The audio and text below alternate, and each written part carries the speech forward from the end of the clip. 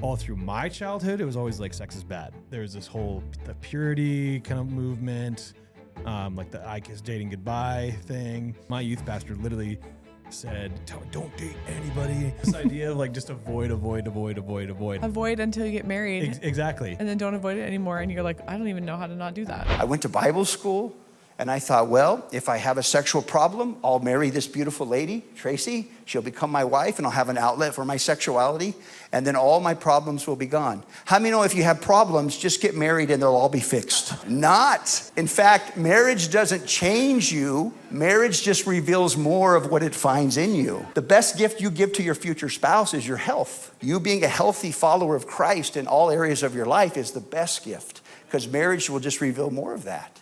I didn't get a chance to actually be a part of this one, so maybe I know you and Aaron were really connected with them. I know Aaron did a podcast with them as well, so I don't know if you wanted to like talk a bit about who they are and maybe like what they kind of came to the church to do. Okay. So that was Rodney Wright. He came with a guy named John Begman, and they are from Pure Desire. It is a ministry based out of the United States. They deal with They deal with people who are sexual addicts, who spouses that have been betrayed, and either gender. Mm-hmm. So it's actually a really neat ministry because it doesn't just focus on like the man's sexual problems. Women, It also is for women, and then betrayed on both ends. They have a whole bunch of really cool resources for teens and like men and women, and they've got a bunch of really cool groups going on just to help people experience freedom and hope. And we run some of their groups. We do, we do. Yeah, when we are going to be running more in the fall. Okay, so doing this job that I do, one of the biggest lessons I've learned is before we get in the studio and we hit record, I need to make sure that everything is dialed. Like the lighting has to look good so you guys are well lit. The cameras like the color on the cameras has to look right so it doesn't look like we're shooting on Mars and everything is orange. And the microphones have to sound good. But and I do all this and we do all this because all the work that you put in beforehand saves you from a ton of fixing later in post-production. And that's so much is the same way of marriage, I find, or starting relationships or living life before like you get into serious relationships. It is super valuable to work on yourself and work on the things, deal with your stuff so you don't have to do it later, even if you're not married. But just growing as a human being, working on your stuff as you see it benefits you so much, because then you don't have to work through it and fix it later when you're now involved with other people or it's affecting other people. And I mean, all you guys are married. You guys have been all married longer than I have. So I guess the question I have is like, how does that thought resonate with you guys? And maybe like, I don't want to ask you guys to like share anything super deep that you don't want to, but like maybe if you even have some examples like where that's like has been tangible in your guys' marriages where, Yeah. So I think in running groups and hearing the stories of a lot of individuals who we basically only work with married couples right now. I'll deal with women and Aaron will go with the men. But what we do notice is literally exactly what he was saying, is that there is I don't know if it came from the church or just this weird thought that, you know, if you have a problem, marriage will fix it. Mm-hmm. Or even like if you have, if you're engaged and you're ready to be married and there's an issue there with, like, let's say Aaron, because obviously that's mine. So if there's an issue with Aaron and I'm thinking, well, marriage can change that, or I can help him with that, or like that can change. That is what people are going into marriage, or they have been going into marriage with this thought of I can change, I can do this, or whatever I'm dealing with, all of my addictions actually can be solved by marriage. And I'm like, I don't even know where that came from. That is such a lie. As we know, because now we are meeting with individuals and couples who have like done some pretty awful things out of their addictions. Yeah. And like Logan was saying, that are you saying that? Like, do they hear you saying that? Or do we just hear you say that? They hear me. Okay, I have a camera on me and everything. Right. I don't know that. But yeah, like Logan was saying, I don't know what I was saying anymore. Darn it. Come into marriage, it fixes Um, it. They've done some horrible Where things. did that thing come from? Where did that truth come from? Is what you're saying? Yeah, I don't remember. It's I think- gone.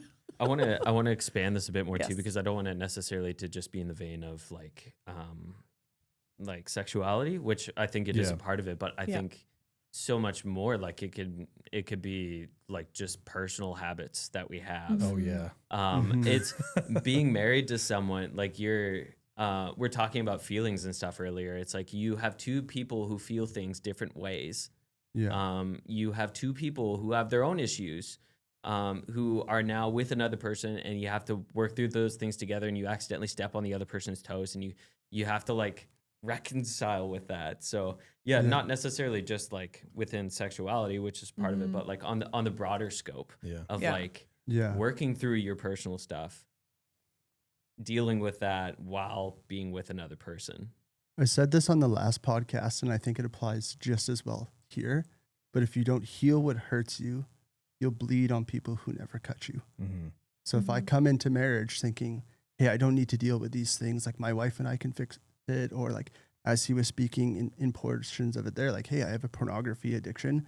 Once I have sex, that's going to be gone. Yeah. No, you're not actually healing something. You're just throwing a Band-Aid on it, Yeah. right? So until like, Or gasoline. oh yeah, whatever it is, but like Yeah. until you In some decide cases, that yeah. you're going to see that, hey, this is a deficiency I have in Mhm. my life. Yeah. I need to solve this deficiency. It doesn't go away with some other act. Yeah. Like you Yeah. have to intentionally look at that thing. You have to intentionally say, hey, that's a problem. And then you have to intentionally go seek help Yeah. to Yeah. fix that problem. Yeah. Because if you could fix it yourself, it would be fixed Yeah. Mhm. before you entered into a relationship, Yeah. right? I had a friend that went through a pretty ugly divorce. And like one of the first things I told them was like, hey, you need to get your head right. Because the best thing that you can do for your kids and your family Yeah. is be the happiest, healthy version of you. Like Mhm. that doesn't mean you abandon all of your responsibilities and things, but you need to go deal with what's in here Yeah. so that you can be a good father, so Yeah. that you can be a good co-parent, Yeah. so you can be a good whatever it is. But if we're not willing to deal with our own issues, we just drag them into other people's lives. I think the biggest thing on that is people don't know how. Yeah. They don't know where to start. They don't know like who to go to. Even for myself, like I've gone to see a counselor one time and it was the worst experience I could ever have experienced. I know more now, like you need to vet them and kind of interview them to make sure that they work for With the you. right person. Yeah. Absolutely. But I didn't know that. So I went in being like, oh, this is going to be so good. This is what I need. And it was not. And it really put me off from any sort of counseling for a really long time. And I think that, yeah, finding that starting point is sometimes you don't even know, and it becomes such a chore or something that you just don't even have the capacity to think about. So that's why it's really cool here at the church where not every issue, but a lot of things like we're being a lot more open about. And we're able to be like, hey, if you have an issue in this area, like we've got a group for you. Yeah. That's not everything, but even just in our marriage group, like we want to be able to help you through these things. And obviously the goal, like we were saying, is to fix these things before you get married. Mhm. But like I was saying before, what we're seeing a lot of is the aftermath of that because people don't know how. Yeah. Right. And now we're trying to fix it. And that's really hard too. So I think knowing where to go and finding the right resources is super important because there's some really crappy information out there as well on Yeah. how to deal with things. And there's some really good ones, but it's very daunting when you're looking just like I did a Google search one time. It's very specific to my situation and I could not find anything. Yeah. And so that was really discouraging because when you're actually on the track to try and do something about it and you can't find any help, Yeah. that's hard. Well, I think even just like go back to, I think you were talking about like, you asked that question, like, where did this idea coming from? Like that people would go into marriage and think that, you know, it's going to fix all my stuff or like, you know, my wife will take care of all this stuff. So I don't need to worry about this. And, you know, like we talked a little bit about maybe even just outside of like just sexual addictions. You have a guy who just doesn't clean up after himself. Like he's probably going to have a hard time. Like the wife is probably going to have to be cleaning up after him all the time. And like those are things that can be, I think can be like worked on and fixed. But again, it's like this idea that you're trying to fix somebody in a marriage, and that doesn't work because like you can't fix somebody else other than yourself. And I think to kind of go back to like where that came from, I think historically the church, like we kind of talked about a little bit of, like the church has done a really bad job about, especially in the area of like sexual addiction, because all through probably similar for you guys, all through my childhood, it was always like sex is bad, right? Like there's this whole the purity kind of movement, like the I kiss dating goodbye thing. And all the youth pastors were like so high on it, and they would just show these to their students, like hopefully they don't date anybody. I remember my youth pastor literally said like they like were like don't date anybody, like. And I remember I just started dating people because I was like, it's just like you don't tell me like tell me to not do something and like don't touch this like shiny thing. It's like, well, I want to touch the shiny thing because I'm a kid, right? I'm stupid. Yeah. But like again, I think it's syndrome. this idea of like just avoid, and I think that has been Avoid until you get married. Exactly. And then don't avoid it anymore. And you're like, I don't even know how to not do that. Well, yeah. And I think the first time that anybody's actually ever talked to me about pornography was when I was like 21. And I think that's just insane. Like for someone who, like, I grew up in church, I grew up in youth group. I've been volunteering in church for like, I would say 90% of my life, it feels like. And for me, that's my experience. I didn't hear about someone actually talking to me about it and asking me about it until I was like 21, 22 years old. And so, all that other time beforehand was just avoid it.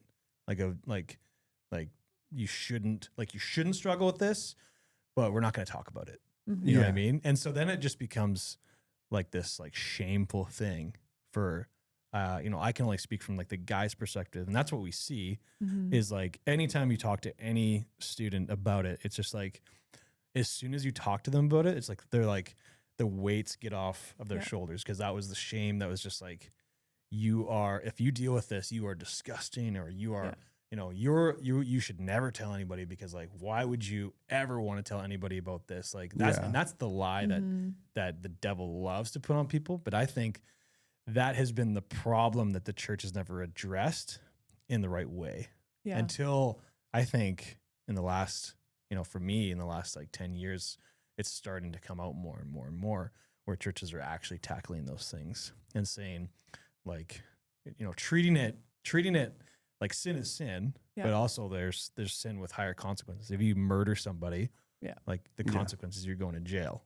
right? Like if you struggle with sexual addiction in your marriage, you're probably going to have some serious repercussions, but it doesn't mean it's the end, right? And that's the whole purpose of, I think, Pure Desire is it doesn't need to be the end. Yeah. Like there might be some really tough things that you need to walk through, but it's not the end.